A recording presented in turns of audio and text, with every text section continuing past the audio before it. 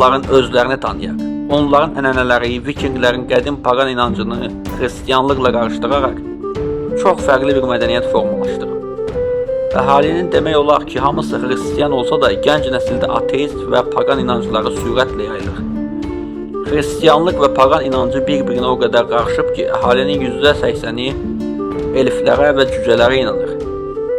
Bu səbəbdən bir çox evin bağçasında mistik varlıqlar üçün kiçik evlər tikilib. Hətta yol işləri görülərkən belə orada yaşadığına inanılan ruhları narahat etməmək üçün bəzi daşlara və mağaralara toxunulmur. Yəni evə köçəndə bərəkət və rifah gətirsin deyə evə əvvəlcə çörək və duz gətirilir. Bıçaq hədiyyə kimi verilmir, bu münasibətlərin pozulacağına işarə sayılır.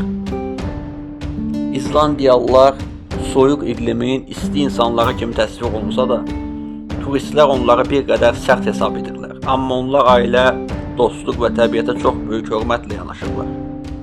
Kimsə